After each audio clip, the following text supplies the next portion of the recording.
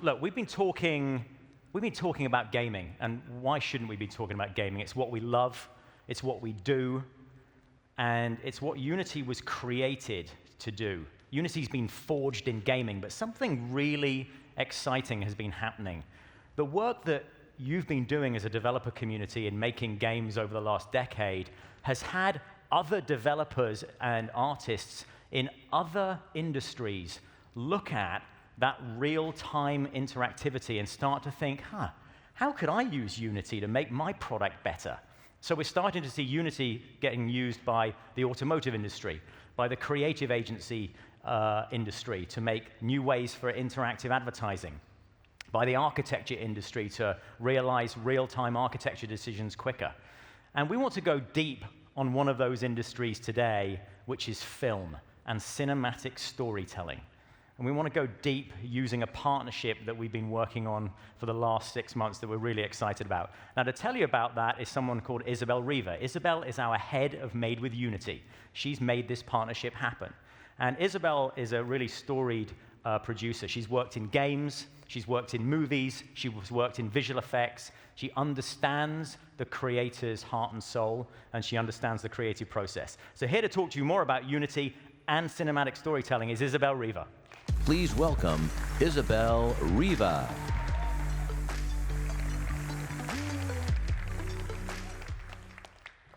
Tonight is a treat. You're going to meet a talented storyteller who's here to share with you his first ever creation in Unity. Yes, he's an Oscar-nominated director, but he started out as a 3D artist in the 90s in Vancouver, working on Stargate SG-1 and Dark Angel. He did, though, what many of you do, is he broke out as an indie and started making films on the side.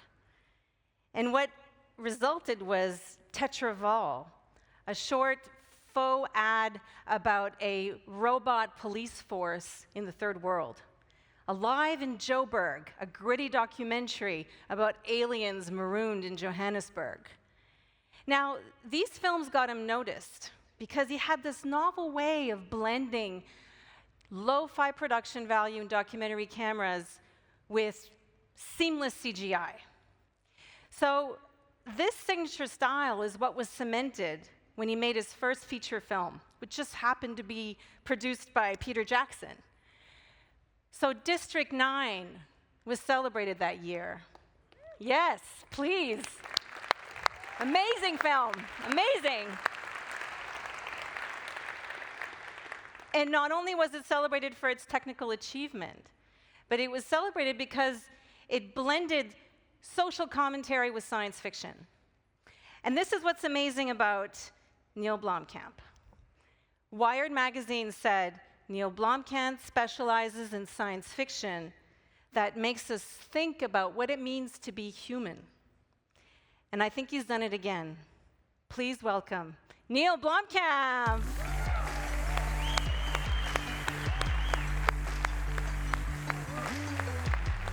Go hug? Yes. Thanks, Oh, Isabelle. thanks. Thank you for coming. Thank you for having me. Yeah. I just want to start by saying we're so excited that you've expanded the universe of Atom, and that never in our wildest dreams we could have imagined it would turn out so beautifully. Thank you. Can you tell us a little bit about what it was like for you and your team to see the original demo from 2016?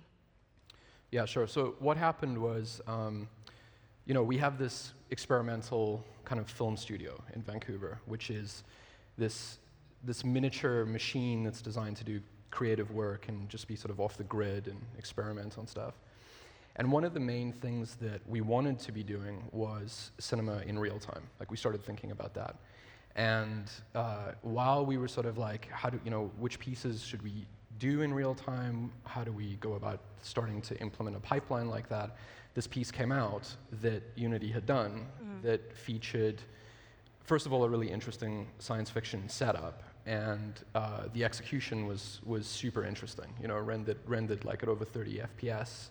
looking amazing. So it got passed around the office, and a bunch of people, even outside of the office, sent it to me, and they were like, "Have you seen this?" And so it was a big deal. Like, we all really, really, really enjoyed it, and we also realized that it spoke to something that we wanted to move towards.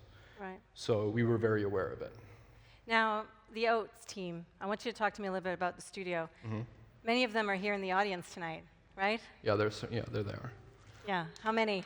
I don't know. I think there's like 14 of them. Yeah, they're there. I see Tetzlaff. Tetzlaff is tall. That's great. So tell me about Oats and the mission and what you guys do there. So, I mean, basically, we don't really know. We're not really sure what we do there. We're trying to, I guess what our end goal is to figure out how to make films directly for the audience, right? So if we can figure out an economic system to make the piece and the audience pays for it, and we kind of get to experiment and they understand what they're buying into, that's where we want to go. So we've built an infrastructure that has a very scaled down version of an entire studio, from production to costume design to production design, visual effects, and we really just want to make creative stuff. Right. So that's the first thing, is like just making little vignettes and pieces and kind of seeing how people respond to them, and then seeing what we can evolve and grow and make bigger. Right. And one of the experiments in this great incubator of stories and ideas and techniques was the sequels to Adam. Correct. Are you ready? Would you like to share with the audience? I am. I would love to show this to the audience, because this audience understands what RealTime is, which is really really cool. And hopefully it feels like something that is impressive to be running at 30 FPS on a computer that is basically like a high-end gaming computer. It's pretty amazing. These monitors have a little bit, like you'll see some gamma banding in them. It's not 100% perfect, because obviously they're giant stadium monitors. But if you ignore a little bit of the artifacting, just focus on what we attempted to pull off, and I think we're pretty proud of. Great. Let's show the film.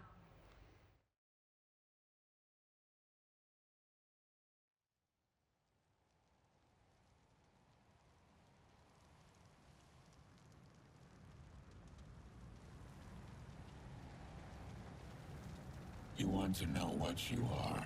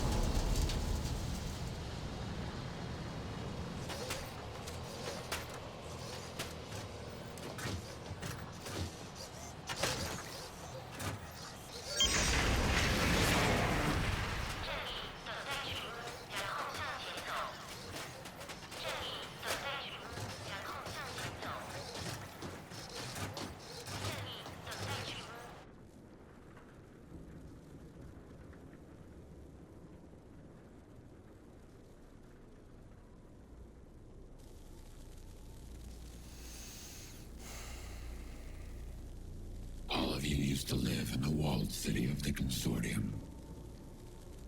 You were cut away from your bodies. You can't remember because the Consortium wiped your mind. One felony conviction saves the lives of 10 citizens. Only your brain is of no use to the Consortium, as your brain is tainted. We don't know why they keep us alive. To what end? But it has been this way for generations. I had to unlock you. Otherwise, you would have wandered aimlessly till your batteries failed and your brains suffocated. I chose life for you. I will always choose life. But for those of you ensnared in the illusions of the past, the mirror can tell you who you once were. The mirror? What's that? What is the mirror? The mirror reads the traces of your mind.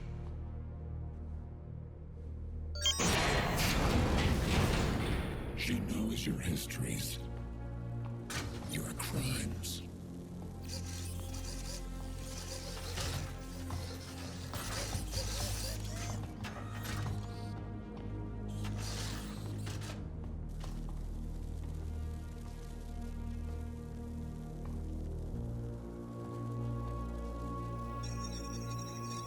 Consortium Criminal Code, Article 1-1A, Felony, Treason, Article 1-1B, Felony, Terrorism, Crimes against the Consortium, a terrorist attack at the Tacoma Walled City, a political dissident.